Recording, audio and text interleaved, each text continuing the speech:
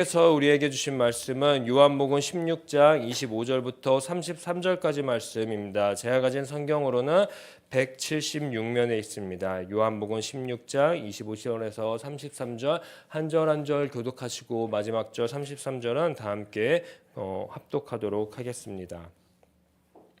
이것을 비유로 너희에게 일렀거니와 때가 이르면 다시는 비유로 너희에게 이르지 않고 아버지에 대한 것을 밝히 이르리라.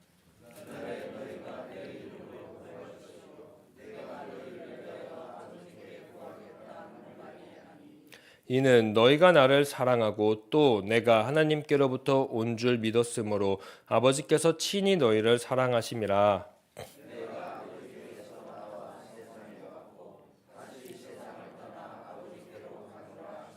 제자들이 말하되 지금은 밝히 말씀하시고 아무 비유로도 하지 아니하시니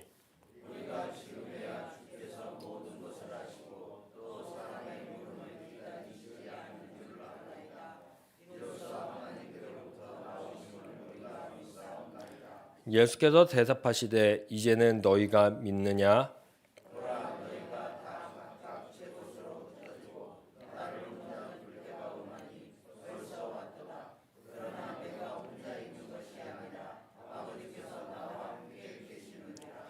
이것을 너희에게 이르는 것은 너희로 내 안에서 평안을 누리게 하려 함이라.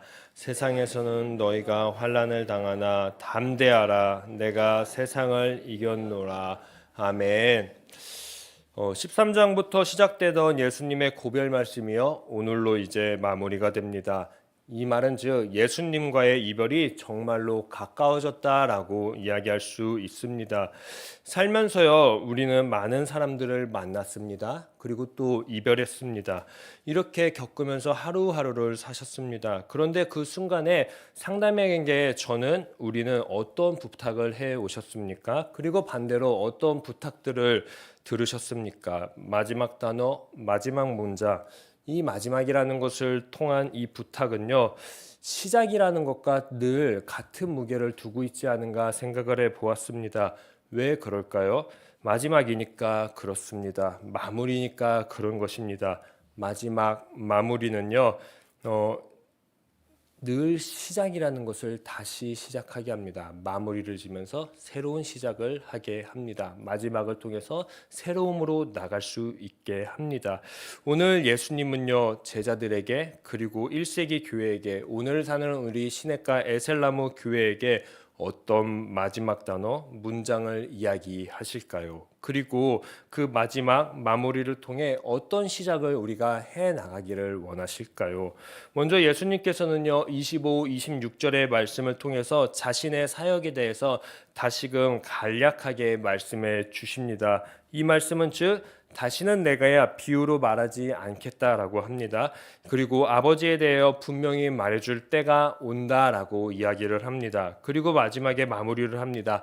그 날에는요 제자들이 직접 예수님의 이름으로 아버지께 구하지 않아도 된다라고 이야기를 합니다. 이처럼 예수님의 사역, 예수님이 이 땅에 계시된 이유는요 하나님과 우리 사이에 소통의 창구를 열어주기 위함이었습니다. 예수님은 이 부분을 다시금 분명하게요 제자들을 향해 마지막 마무리를 통해서 이야기하십니다. 예수님은 하나님과 우리가 대화할 수 있게 소통할 수 있게 해주신 분이십니다. 이 부분을 감당하기 위해 예수님께서는 이 땅에 오셨습니다.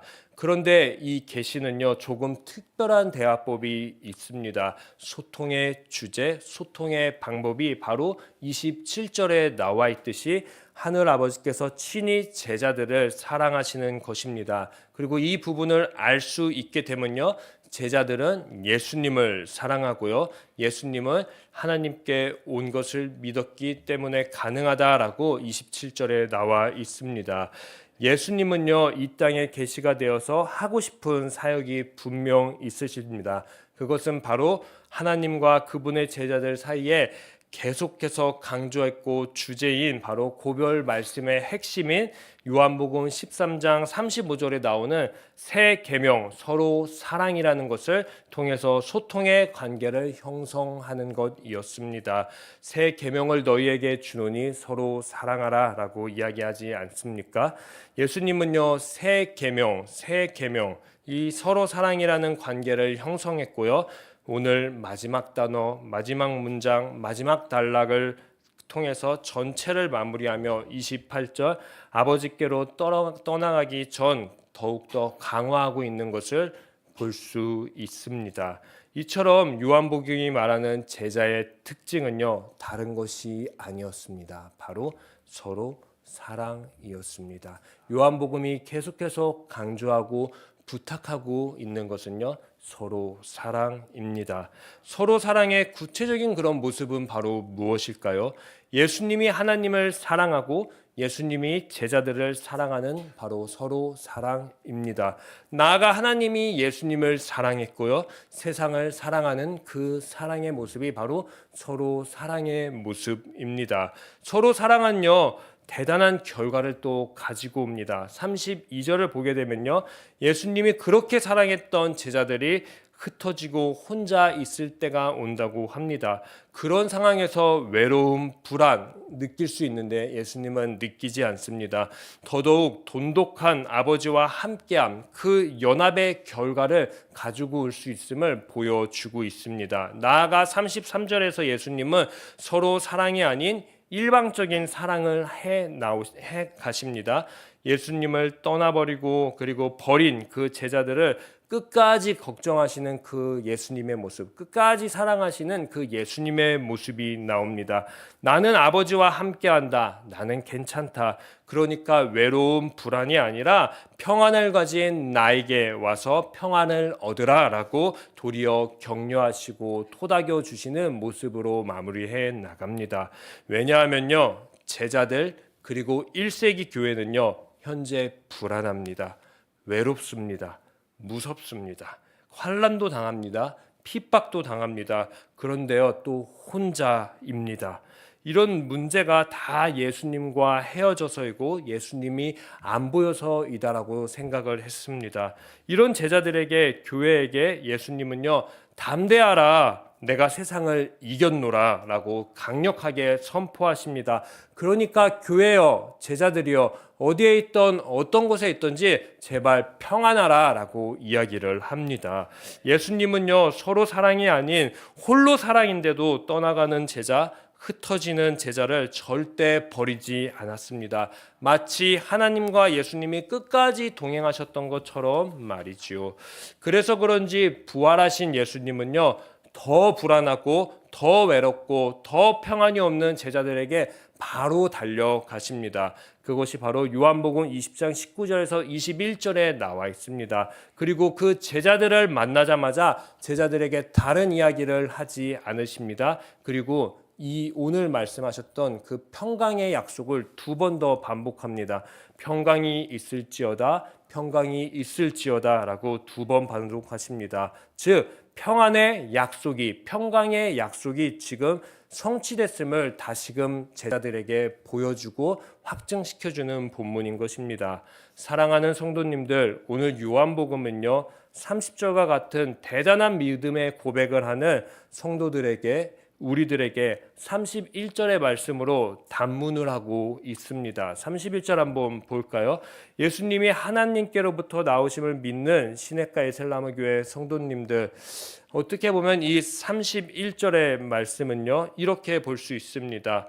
사랑하는 우리 시내가 에셀나무 교회 성도들이여, 30절의 고백을 매일매일 했으면은 31절 이제는 너희가 믿느냐라고 단문하는 것입니다. 이것을 조금 더 강한 노트로 바꾸면요, 너네 정말 믿고 있니? 라고 이렇게 예수님이 말씀하시는 것입니다. 이제는 너희가 믿느냐? 정말로 너네 믿고 있니? 참 의미심장한 말씀입니다. 믿는다는 것은 그럼 무엇일까요? 30절과 같은 고백이 매일매일 넘쳐나는 것일까요? 넘쳐서 고백하는 그러한 삶일까요? 요한복음이 그리고 나아가 요한복음에 예수님이 우리에게 부탁하고 있는 믿음 생활은요. 예수님이 우리에게 가르쳐 주셨고 늘 보여주신 새 계명 서로 사랑을 통해서 세상을 이기는 삶, 세상을 이기는 믿음입니다. 그리고 그 삶의 결과는 그리고 약속하신 그 결과는요.